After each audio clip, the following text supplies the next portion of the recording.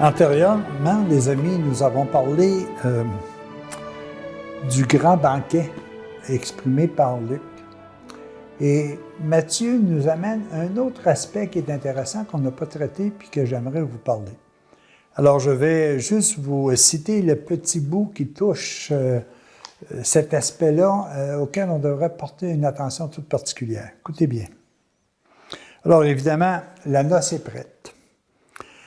Et le maître dit tout simplement, « Allez donc aux places d'où partent les chemins, et convoquez à la noce tous ceux que vous trouverez. » Dieu invite aux noces de l'amour tous ceux et celles, tout le monde, sans exception. Et même, il dit, « Ses serviteurs s'en allèrent par les chemins et rassemblèrent tous ceux et celles qu'ils trouvèrent, mauvais et bons. » Et la salle de noces fut remplie de convives. Entré pour regarder les convives, le roi aperçut là un homme qui ne portait pas de vêtements de noces. « Mon ami, lui dit-il, comment es-tu entré ici sans avoir de vêtements de noces? » Celui-ci resta muet. Alors le roi dit aux serviteurs, « Jetez-les dehors, dans les ténèbres. Là seront les pleurs et les grincements de dents. Certes, la multitude est appelée, mais peu sont élus. » C'est une parole qui est un peu difficile. Comment il se fait que le maître invite tout le monde, les bons, puis les moins bons, puis qu'en réalité, il est obligé de dire à quelqu'un tu dois quitter la place parce que tu n'as pas le vêtement de noces. Qu'est-ce que c'est que le vêtement de noces?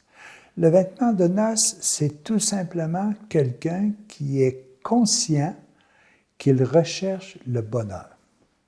Si la personne n'est pas consciente qu'elle recherche le bonheur, elle ne peut que se détruire au contact de ceux et celles qui recherchent le bonheur. Elle peut s'éloigner de la vérité encore davantage.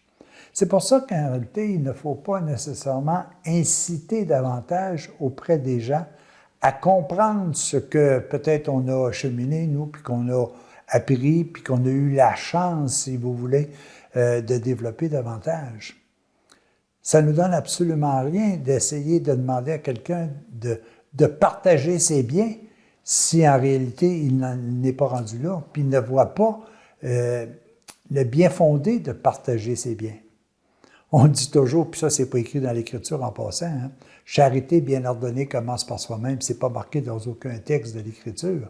Mais nous autres, on s'en est fait, charité bien ordonnée commence par soi-même. C'est lorsqu'on est capable de savoir satisfaire nous autres mêmes que l'on peut véritablement aider les autres. Alors, si on s'en va vers quelqu'un qui n'est pas prêt à recevoir le message, on peut tout simplement peut-être même lui nuire. Mieux vaut tout simplement laisser la semence. Témoigner de notre bien-être à être dans la situation que l'on est.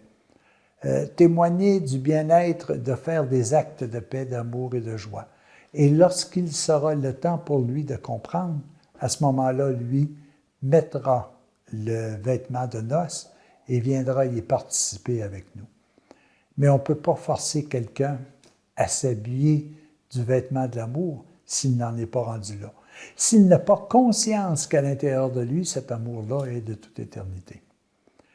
Mais je peux dire une chose, par exemple, un jour ou l'autre, c'est certain qu'il sera très intéressé à développer l'amour à l'intérieur de lui parce qu'il aura découvert que c'est ce qui le rend véritablement heureux. Alors, habillons-nous du vêtement de l'amour. N'insistons pas pour les gens qui ne sont pas prêts à revêtir ce vêtement.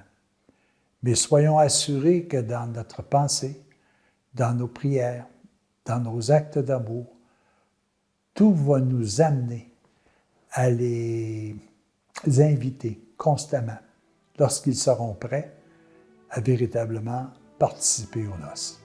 Oui, les amis, tous sont invités, mais est-ce qu'il y a autant de personnes qui désirent venir?